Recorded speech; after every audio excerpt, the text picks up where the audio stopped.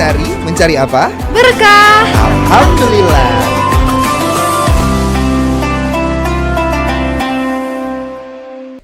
Assalamualaikum warahmatullahi wabarakatuh, Tribuners. Puasa-puasa kita mencari apa? Berkah. Alhamdulillah. Bersama saya Rio Maniahi Dan saya Rizky Fadriani.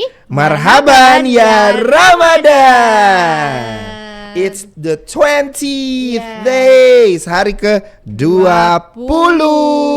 Genap nih hari ini ya Bang. Nah, 20. Dan hari ini juga spesial Ki. Tidak kalah spesial dengan hari ke-17. Nah, ada apa tuh? Karena hari ini kita juga akan membahas mengenai satu malam yang istimewa nih Bang, Ramadan ini ya Tribuners. Itu adalah malam Lailatul Qadar. Jadi siapa sih yang tidak ingin gitu ya Bang bertemu dengan malam yang satu ini gitu. Nah, kenapa? Karena memang salah satu malam istimewa yang terjadi pada bulan Ramadan adalah Lailatul Qadar.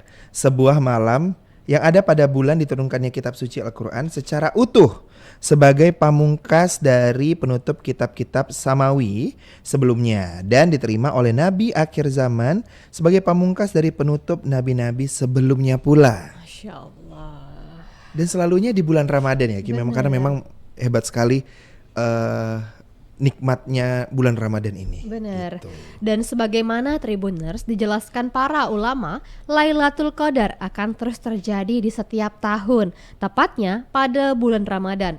Malam itu menjadi malam rahasia yang tidak ditampakkan, yang jadi rahasia gitu Bang ya, hanya Allah Subhanahu wa taala yang tahu gitu ya kan.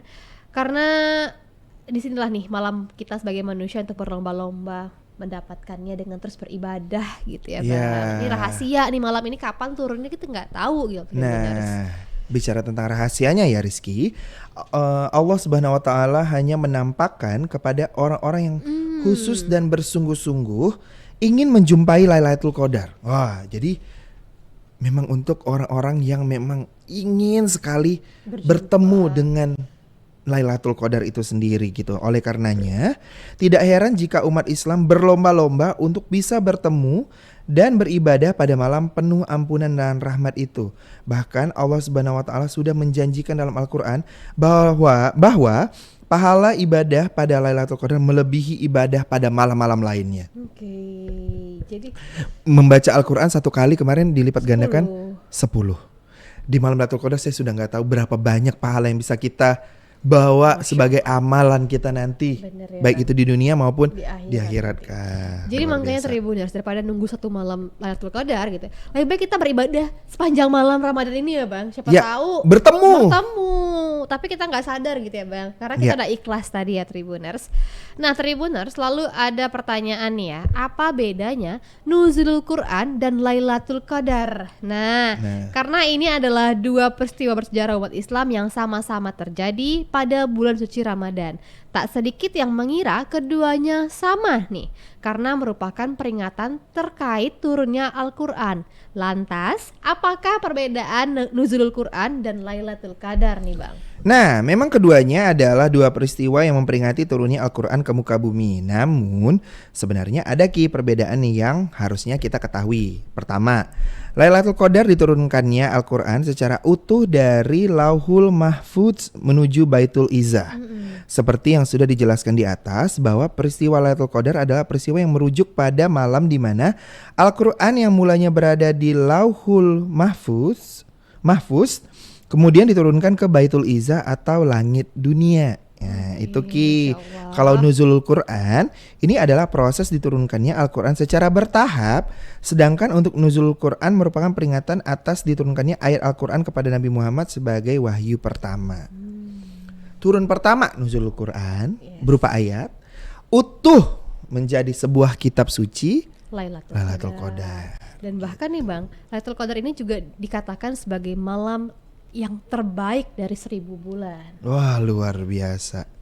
Bayangkan kalau kita bisa bertemu dengan malam ini, kita bertemu dengan benar-benar nikmat Allah Subhanahu wa taala yang hanya kita dan orang-orang terpilih yang tahu gitu. Yang tahu. Masya Allah. Semoga kita menjadi bagian-bagian dari orang-orang yang terpilih gitu ya tadi, yang benar-benar bersungguh-sungguh untuk bertemu dengan Lailatul Qadar gitu. Tapi tentunya ya Ki, gimana kita harus bersungguh-sungguh itu juga harus didukung juga dengan stamina yang pastinya yang baik. Benar sekali. Karena kalau kita staminanya kurang kan ibadah jadinya mungkin terganggu gitu. Stamina itu juga kita dapatkan dari apa yang kita makan gitu. Dan bulan puasa ini sebaiknya memang baik itu mau sahur atau buka puasa memang harus yang bergizi. Tapi lebih tepatnya kita harus membekalkan diri kita yang paling kita harus fokus itu adalah di menu sahurnya. Sahur ya Bang. Nah ada gak sih Ki menu sahur yang bisa bikin kita strong puasa sepanjang hari? Ada dong Bang. Ada dong. Jadi ada beberapa tips nih ya Tribuners untuk kalian semua agar kuat menjalani ibadah puasa seharian penuh nih ya. Jadi ini merupakan tips menu sahur ya Tribuners. Yang pertama, asupan cairan yang cukup saat makan sahur. Jadi pastikan kalian mendapat asupan cairan yang cukup agar tubuh tetap terhidrasi meski puasa seharian. Gitu Bang. Dan mungkin sudah kita pernah bahas sebelumnya juga nih ya Bang. Ya benar sekali. Untuk minum mungkin 1 gelas pertama di sahur atau 2 gelas pertama di sahur gitu ya Bang. Dan kemudian dilanjutkan lagi buka puasa berapa gelas lagi gitu Tribuners, biar kita tidak dehidrasi. Benar gitu. sekali. Selanjutnya Ki. Lalu yang kedua, konsumsi karbohidrat kompleks dan sehat. Saat sahur, konsumsilah makanan yang dapat menimbulkan efek kenyang lebih lama. Dalam hal ini, Tribuners dianjurkan untuk mengkonsumsi makanan dengan kandungan karbohidrat kompleks dan makanan tinggi serat.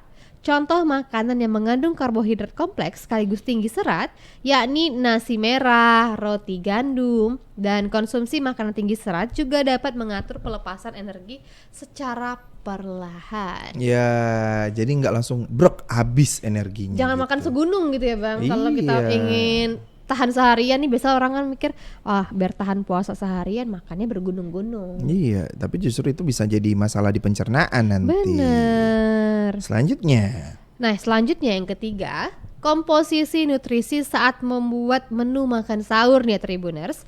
Sebaiknya Tribuners di rumah juga mengkonsumsi daging atau penggantinya seperti tahu, tempe, dan susu saat makan sahur. Ya, benar sekali. Jadi memang harus diperhatikan lagi 4 sehat 5 sempurnanya. Bener. Gitu. Gak mesti mahal gitu ya Bang. Kalau gak ada daging kita ganti dengan tahu, tempe, dan benar, yang paling penting nutrisinya cukup. Benar.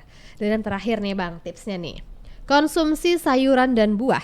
Resep masakan seperti tumis sayuran, sup sayuran dan sejenisnya sangat baik untuk dikonsumsi.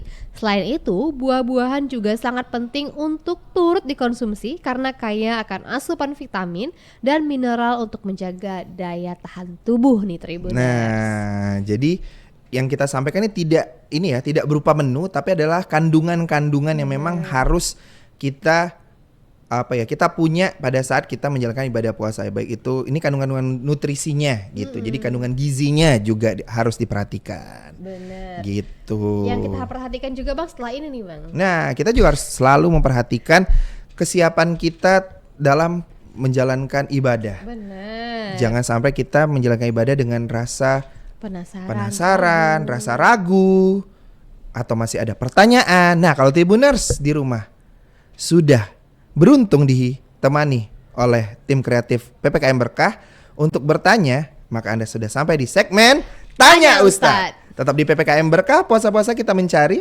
apa? Berkah. Berkah, alhamdulillah.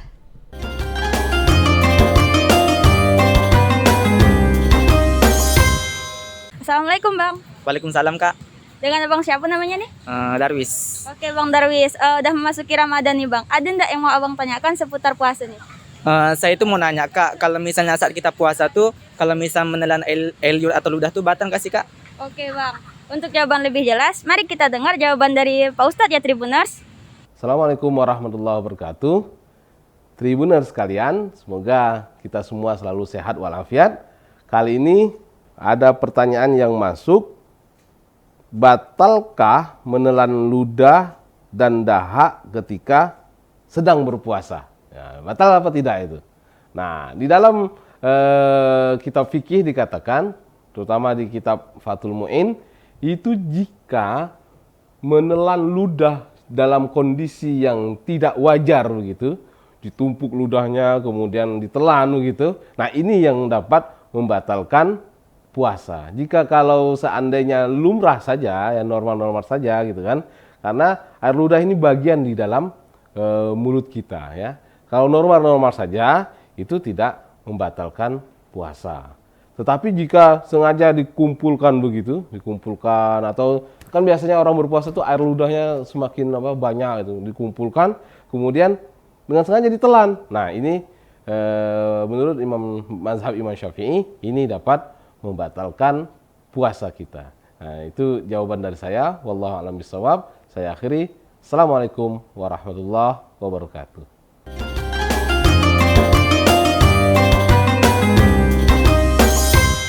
Puasa-puasa kita mencari apa? Berkah. Alhamdulillah. Bersama saya Rio Maniahi dan saya Rizky Fadriani. Marhaban ya Ramadan. Alhamdulillah kita udah bisa melewati 20 hari Ramadan. Masya Allah. Dan sudah menjawab 20 pertanyaan dari Tribuners beserta dengan jawabannya langsung dari Ustadz. Andalan kita gitu. Andalan kita luar biasa. Alhamdulillah PPKM Berkah diterima dengan baik. Bener, ternyata antusias sekali nih ya Tribuners di ya, rumah. Luar biasa. Jadi kalau ingin bertanya atau segala macam juga bisa di komen di bawah. Wah, gitu ya Bang. Iya kan. Nah Bang, sebelum menunggu azan maghrib nih ya, Rizky pengen nanya dulu nih, kira-kira hari ini bukanya apa nih? Oh, hari ini pengennya yang kembali ke Indonesia gitu. Pengennya udah lama, ini kayaknya makin menjelang ke ujung Ramadan, makin akhir-akhir ini tinggal 10 hari belakangan ya, kurang lebih. Dengan hari ini 11 berarti. Itu tuh sudah mulai, bukan rindu ya, ada rasa kayak, wah nanti berarti kalau sudah lewat bulan Ramadan akan kembali ke rutinitas awal, sarapan gitu ya. Tapi kalau di bulan Ramadan ini kan susah ya, kan nggak bisa ya, nggak boleh. Jadi saya pengennya pas dibuka puasa lagi gitu. Pengen bawa menu sarapan di menu buka puasa. Apa? Bubur ayam. Oh, ini basic gitu ya Bang sebenarnya. Siapa sih yang tidak makan bubur ayam kalau pada buat saat sarapan? Sarapan pagi gitu. Jadi pengennya makan bubur ayam, ada potongan telurnya. Aduh, itulah pokoknya. Pengen bukan bubur ayam pokoknya. Kalau orang Melayu, Pontianak itu bubur ayam itu biasanya digabung dengan potongan-potongan bakwan. Benar. Iya kan? Bener. Itu kalau orang kita makan ya Bang, bakwannya tuh ada yang dipotong-potong. Iya, ada benar. yang langsung utuh. Benar. Dan gitu. kalau bubur Melayu itu pasti biasanya identik dengan warna kuahnya yang kuning gak sih? Iya, benar sekali. Iya kan? Dan kuahnya berendam. Benar. Kalau Melayu. Dengan ada suiran ayamnya itu. Nah kalau Rizky juga Kalo gak Kiki jauh-jauh dari menu-menu Melayu. Bukan menu Melayu sih nih ya, tapi menu-menu Nusantara tradisional gitu ya Bang.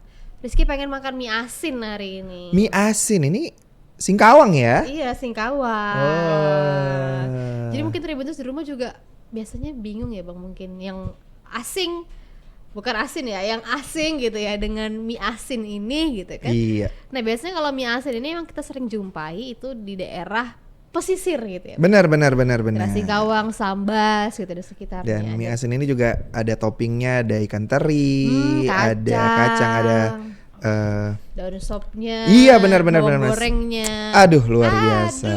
Itu juga enak tuh pakai bakwan. Bener ya Bang. Terus Bubur ayam, kuahnya ada si mie asinnya dicampur kasih bawang lagi. Aduh itu kayak menyatu jadi satu.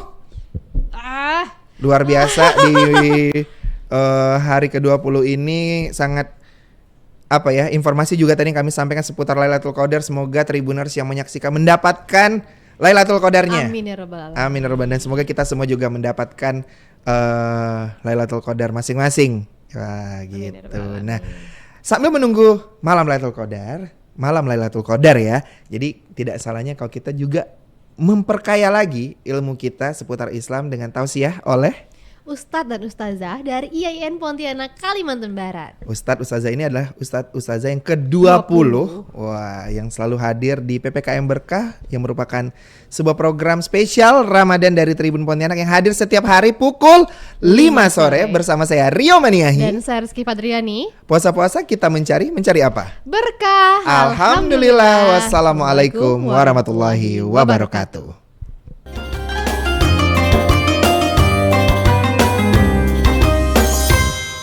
Bismillahirrahmanirrahim. Assalamualaikum warahmatullahi wabarakatuh. Alhamdulillahi rabbil alamin. Arsala rasulahu bil huda wa dinil haq liyuzhirahu 'ala ad-dini kullih. Asyhadu an la ilaha illallah wahdahu la syarikalah wa asyhadu anna sayyidina Muhammadan abduhu wa rasuluh. Wa man wala wala haula wala quwwata illa billahil 'aliyil azim. Rabbi zidni ilma wa zidni fahma, Rabbi shrah li sadri wa yassir li amri wa hlul 'uqdatam min lisani yafqahu qawli. Wa man wala wala haula wala quwwata illa billahil 'aliyil azim. Allahumma shalli ala Muhammad. Allahumma shalli ala sayyidina Muhammad. Allahumma shalli ala sayyidina wa habibina wa safina wa zuhrina wa maulana Muhammad. Pemirsa Tribun Pontianak yang dimuliakan oleh Allah Subhanahu wa taala. Pertama dan utama tentunya kita banyak-banyak mensyukuri nikmat Allah yang telah dilimpahkan kepada kita. Tentunya nikmat itu jikalau kita bagi, maka dia digolongkan menjadi 3. Yang pertama adalah nikmat yang tertinggi berupa hidayah. Dengan hidayah itulah membuat kita merasakan nikmatnya iman dan Islam, melakukan kebaikan-kebaikan, termasuklah kita nantinya atau kita sedang melaksanakan ibadah di bulan Ramadan. Kemudian kita juga harus banyak bersyukur berupa nikmat kesehatan. Tubuh ini sehat, fisik, rohani, sehingga kita bisa melaksanakan ibadahnya. Ibadah ritual, ibadah-ibadah di bulan suci Ramadan, dan melaksanakan aktivitas lainnya. Kita juga bersyukur Allah siapkan, Allah fasilitasi kita dengan atribut-atribut, fasilitas-fasilitas yang menunjang aktivitas hidup ini, sehingga mudah-mudahan aktivitas itu mengantarkan kita nanti menggapai keridhaan Allah Subhanahu wa taala. Amin ya rabbal alamin. Selawat dan salam teriring dan tercurah kepada junjungan alam baginda Rasulullah SAW. Semoga nanti kita di yaumil akhir akan mendapatkan syafaatnya. Amin ya rabbal alamin. Di bulan suci Ramadan ini, ternyata salah satu hikmah yang terbesar itu adalah Allah tetapkan ada suatu malam yang lebih baik dari 1000 bulan, yang disebut dengan malam Lailatul Qadar, yang mana malam itu akan selalu diperebutkan oleh seluruh hamba-hamba Allah. Yang menjadi pertanyaannya adalah bagaimana kita bersiap menggapai malam Lailatul Qadar. Nah, pemirsa Tribun Pontianak yang dirahmati oleh Allah Subhanahu wa taala. Upaya yang harus kita persiapkan pertama kali adalah bukalah hati kita. Malam Lailatul Qadar itu diumpamakan tamu yang agung. Tamu yang akan datang pada suatu tempat. Apakah dia itu akan memasuki rumah kita, berkunjung ke rumah kita, maka kita sebagai penghuninya harus mampu berusaha membuka, mempersiapkan dan melakukan apa yang sepatutnya diinginkan oleh tamu itu sendiri. Persiapan apa yang harus kita lakukan untuk itu? Untuk menyambut tamu agung itu. Dalam hal ini yang pertama adalah, kalau tamu berarti kita berusaha menarik keinginan tamu untuk bisa datang ke rumah kita. dengan cara kita harus melakukan pembersihan diri yang dalam konsep tasawuf disebut dengan tazkiyatun nafs. Bersihkan diri ini. Pembersihan itu bukan datang tiba-tiba, tetapi harus kita persiapkan dengan sebelum pelaksanaan atau datangnya bulan suci Ramadan. Kita persiapkan. Ada 3 yang harus kita lakukan. Teringat kita dengan pesannya Rasulullah yang maksudnya adalah tidak akan diterima puasanya hamba jikalau anak durhaka kepada orang tua. Maka bersihkan hati ini dengan kita selaku anak. Banyak-banyaklah memohon ampun, mohon maaf kepada kedua orang tua kita. Karena jikalau kita berdosa, kita tidak diampunkan oleh kedua orang tua kita, maka puasa kita tidak akan diterima. Kemudian yang kedua, kita harus membersihkan dengan cara, mungkin kita adalah sebagai seorang bersuami beristri di dalam rumah tangga. Maka hendaklah suami istri itu harus saling meridhokan. Sebelum memasuki bulan suci Ramadan, maka mereka harus saling memaafkan di antara satu dengan yang lainnya. Karena tidak akan diterima puasa suami istri yang tidak saling meridhokan. Yang ketiga, ini yang mungkin semuanya harus melakukan. Termasuk yang pertama tadi. Hendaklah kita sebagai bertetangga harus saling meridhokan, memohon ampun, meminta maaf terhadap saudara-saudara kita, handai taulan kita. Karena jikalau ada handai taulan kita yang tersakiti hatinya karena kita belum berusaha untuk mawas diri, berminta maaf kepadanya, maka puasa kita tidak akan diterima oleh Allah Subhanahu wa taala. Itu upaya membersihkan diri dalam pengertian masih berada di luar. Di luar ibaratkan rumah kita masih berada di serambi atau di depan rumah. Nah, tazkiyatun nafs yang kedua, kalau kita mau bagi, itu adalah tazkiyatun nafs yang bersifat lebih dalam. Yaitu yang menyangkut tentang apa-apa saja yang bisa merosakkan amaliyah-amaliyah kita. Adanya penyakit-penyakit hati, penyakit-penyakit batin. Itu harus kita upayakan untuk tidak bersarang di relung dada ini. Dia mudah diketahui oleh orang lain, tetapi efeknya itu uhrawi. Beda dengan penyakit zahir, yang tahu itu hanya pribadinya dan dokternya, tetapi tidak diketahui oleh orang lain, karena bisa ditutup-tutupi. Dan efeknya hanya bersifat duniawi. Nah, sementara penyakit batin ini, yang tahu itu kadang lebih banyak orang lain. Dia sombong, orang lain yang mengetahui kesombongannya. Mungkin dia tidak merasa sombong, tapi orang lain merasakan kesombongan itu. Nah, faktor dalaman ini sangat penting sekali. Inilah upaya kita untuk bersiap menggapai Lailatul Qadar. Diawali dengan persiapan.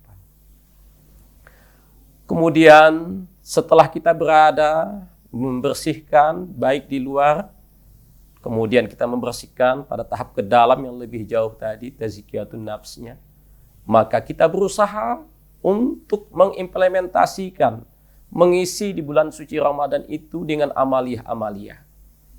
Nah, untuk ini maka yang harus kita sadari adalah sebagai insan yang beriman, haruslah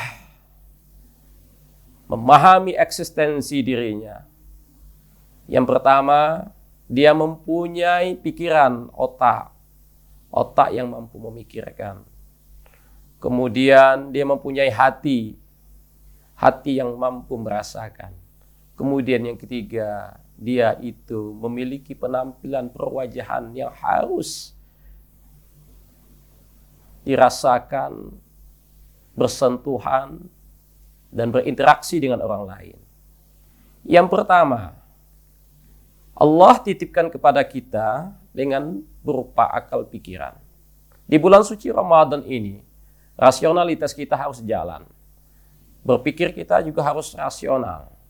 Artinya apa? Tidak mungkin kita berpuasa itu hanya semata-mata dengan hanya mengikut bersifat formalitas atau bersifat tradisi. Tapi upayakan bahwa itu harus mempunyai nilai tambah rasional. Bahwa di bulan suci Ramadan ini ada amalan-amalan. Yang amalan-amalan itu sangat rasional. Sangat rasional sekali. Untuk sehat, berpuasalah. Untuk sehat, berpuasalah. Bahkan untuk pintar, berpuasalah. Karena kita bisa melihat. Yang kedua adalah hati. Hati ini harus diisi dengan upaya untuk mendekati Allah. Caranya adalah ikuti Allah. Ikutilah apa yang diinginkan oleh Allah.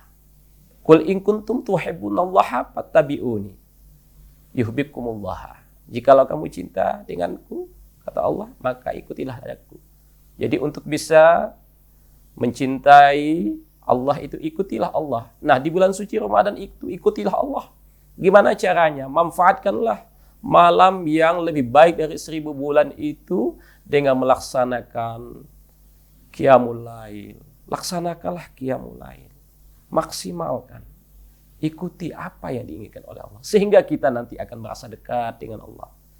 Sehingga untuk bisa dekat, kuncinya adalah rajin. Jadi mengikuti Allah dengan rajin. Yang ketiga adalah kita menampilkan eksistensi kita dalam bentuk perwajahan atau penampilan. Maka orang yang beriman di bulan suci Ramadan yang benar-benar ingin mengharapkan ridho Allah, ingin mendapatkan malam Lailatul Qadar, maka penampilannya itu sesuai dengan yang diinginkan Allah, sesuai yang diinginkan oleh tamu agung itu, yaitu Lailatul Qadar bulan suci Ramadan. Janganlah kita melakukan hal-hal yang dilarang oleh Allah. Karena nanti kita akan mendapatkan syafaat. Pernah ada suatu riwayat, nanti Rasulullah itu angkat tangan, tidak bisa memberikan syafaat. Karena apa? Karena bulan suci Ramadan itu ngomong bahwa dia yang bersangkutan itu tidak menghormati bulan suci Ramadan dan tidak melaksanakan kewajiban di bulan suci Ramadan itu sendiri. Nah, untuk itu penampilan kita hendaklah kita berubah serubah-rubahnya supaya nanti kita sesuai dengan keinginan tamu itu, tamu Ramadan, qiyamul lail harus kita laksanakan, Lailatul Qadar mudah-mudahan dapat kita raih dan akhirnya kita akan mendapatkan penampilan yang la'allakum tattaqun. Pemirsa Tribun Pontianak yang dirahmati oleh Allah Subhanahu wa taala. Semoga bulan puasa ini benar-benar kita manfaatkan adanya. Jauh sebelum bulan suci Ramadan kita sudah persiapkan. Kalau sudah terlanjur, mungkin di 10 hari yang terakhir itu kita maksimalkan untuk meraihnya.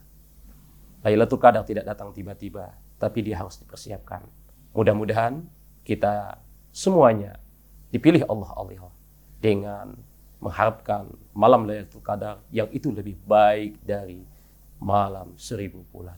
Terima kasih. Jazakallah khairan katsiran. Usikum bi nafsi bi taqwallah wallahul muwafiq ila aqwamit thariq. Billahi taufiq wa hidayah. Wassalamualaikum warahmatullahi wabarakatuh.